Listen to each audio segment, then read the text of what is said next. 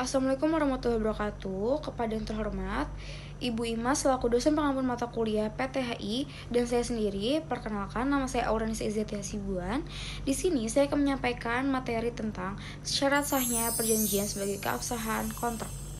Pertama-tama, saya ingin menyampaikan apa sih itu definisi dari syarat, persetujuan, dan sah, dan arti dari kata sah. Syarat adalah ketentuan, persetujuan adalah yang dibuat oleh dua pihak dengan syarat tertulis atau lisan dan kemudian akan disepakati bersama oleh kedua pihak tersebut. Dan yang terakhir adalah arti sah. Sah artinya adalah benar, sempurna, tidak celah, dusta atau palsu, sesuai dengan hukum atau peraturan. Tadi kan udah tahu definisinya tuh apa aja sih. Sekarang kalau kita gabungin, jadi yang dimaksud dengan syarat-syarat sahnya satu perjanjian itu sudah diatur dalam pasal 1320 KUH Perdata, mengatur bahwa untuk sahnya perjanjian diperlukan 4 syarat. Pertama, kesepakatan mereka yang mengikat dirinya. Apa sih artinya?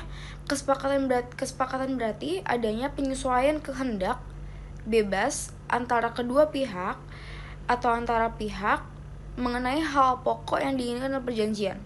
Di dalam hal ini, setiap pihak harus memiliki kemauan yang bebas atau sukarela untuk mengikat dirinya, di mana kesepakatan tersebut dapat dinyatakan tegas maupun diam-diam. Dan jika nanti ada sesuatu unsur kehilafan, paksaan, atau penipuan, hal ini berarti melanggar syarat sah perjanjian. Ketentuan tersebut sudah diatur juga dalam pasal 1321 KUH Perdata yang menerangkan bahwa tiada suatu perjanjian mempunyai kekuatan jika diberikan karena kehilafan atau diperoleh dengan paksaan atau penipuan. Nah, yang kedua ini ada kecakapan untuk membuat suatu perikatan. Dalam hal ini itu kan ada beberapa pihak nih. Nah, beberapa pihak ini jika tidak ada cakap atau tidak baik cakap, itu sudah diatur dalam pasal 1330 KUH Perdata menerangkan bahwa yang tidak cakap untuk membuat persetujuan adalah anak yang belum dewasa, orang yang ditaruh di bawah pengampuan, dan perempuan yang telah kawin dalam hal yang ditentukan undang-undang pada umumnya. Semua orang oleh undang-undang dilarang untuk membuat persetujuan tertentu. Nah, sekarang kita masuk yang ketiga. Yang ketiga ini ada suatu pokok persoalan tertentu. Apa sih yang dimaksud dengan suatunya itu? Nah, suatunya itu tuh adalah barang. Barang yang dimaksud dalam perjanjian ditentukan oleh jenisnya. Jenisnya ini adalah barang yang dapat diperdagangkan. Yang keempat, yang terakhir adalah suatu sebab yang terlarang.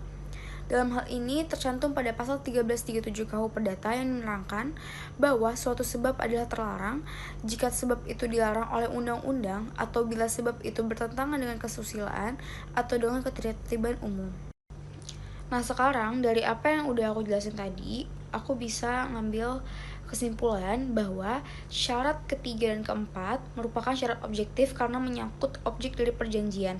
Jika syarat subjektif atau syarat sah perjanjian poin pertama dan kedua tidak terpenuhi, perjanjian dapat dibatalkan. Namun, apabila syarat objektif syarat sah perjanjian poin ketiga dan keempat yang tidak terpenuhi, perjanjian dibuat dikatakan batal demi hukum atau berarti perjanjian dianggap tidak pernah terjadi. Dan contohnya adalah perjanjian kerja. Kurang lebihnya mohon maaf. Bila taufiq wal hidayah. Wassalamualaikum warahmatullahi wabarakatuh.